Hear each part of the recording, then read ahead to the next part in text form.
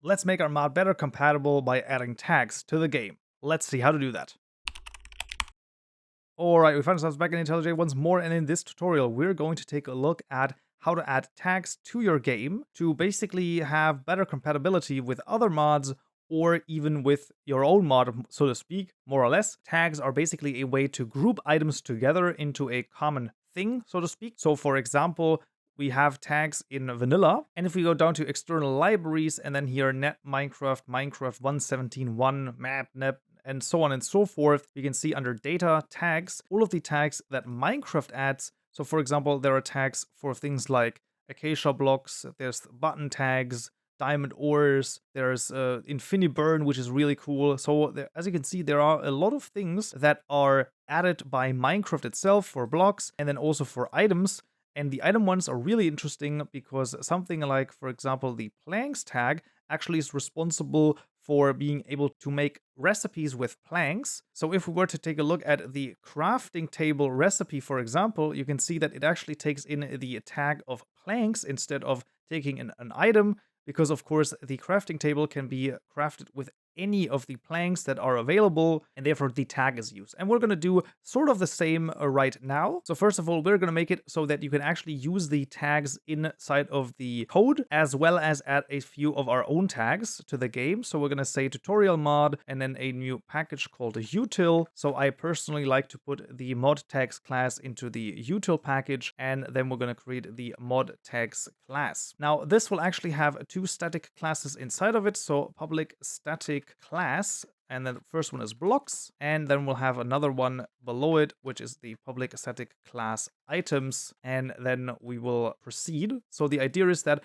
we will have some item tags and some block tags. We're going to make a new tag for our blocks first, and what we're going to do is we're going to make a tag of type block, and this will be called the valuable blocks, valuable underscore blocks, and this will be equal to create tag and then the name valuable underscore blocks. Now the create tag method is something that we need to create. This is going to be a private static tag of type block, and this is going to be called create tag with a string parameter called name, and inside of here we're going to return the tag registry.block with a new identifier tutorial mod.modid comma name, and this will then create the valuables tag. Now the valuable blocks tag is going to basically have all of the valuables that the dowsing rod will be able to, well, actually find in the world. So that is something that is really interesting that we can do. But first of all, let's also go into the items tag, and let's create, first of all, two different methods here. So first of all, let's also create the private static tag of type item. In this case, type item. There you go. This is going to be the create tag with a string parameter called name, and this, very similar, will simply return tag registry, this time .item, with a new identifier tutorial mod.modid comma name. And we can copy this and basically rename the method to something else, and that is going to be the create common tag. Now the create common tag, interestingly enough, will take a namespace of C, and we can basically do the same and copy it over here, even though we're not going to use it at the moment for the blocks, but we can still put it in here. So blocks, and then here block as well. And this is going to be with the namespace C. Idea is that when you have common tags in Fabric, you always put them under C. You can also check out the Fabric MC wiki. This can be very useful indeed. So like I said, this is common tags versus mod tags. There's a difference here. And you can also take a look at some of the existing common tags that exist for some mods that are already available for Fabric. So we're going to basically have the static final and then tag item gems, and this is going to be a create common tags with gems right here.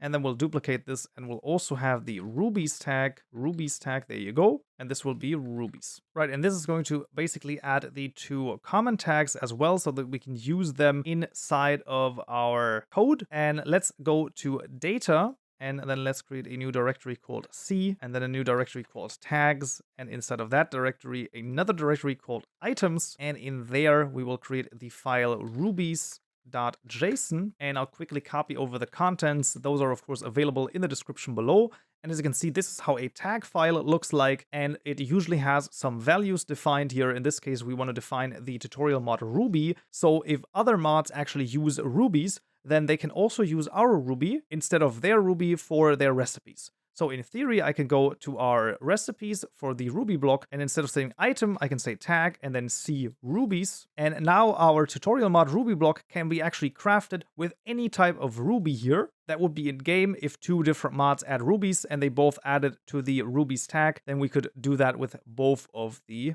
different rubies. So in this case, those two actually are not quite necessary to make. However, if we ever do want to refer to them inside of the code, then we can. What we are going to refer to is the valuable blocks here, and we're going to do that in the dowsing rod item class, and namely in the isValuableBlock method right here. And what we're going to do is we're going to say block.getDefaultState.isIn, and then we're going to say ModTags.blocks.valuableBlocks. And that's actually all we need to do. And now we can, well, change this up however we would like. So that's really the cool thing. So if we now go down, so data, tutorial mod, and then make a new directory called tags. And then in there, we're going to create a new directory called blocks. Because of course, remember, this is a blocks tag. Then we can create the valuable_blocks.json, making sure that the name of the file matches this name right here. And I will actually copy it over because there's a lot of things in there. So as you can see, I basically put in all of the Minecraft ores as well as the Ruby ore into it as well. You could basically add any other block that you would also want to search for with the dowsing rod,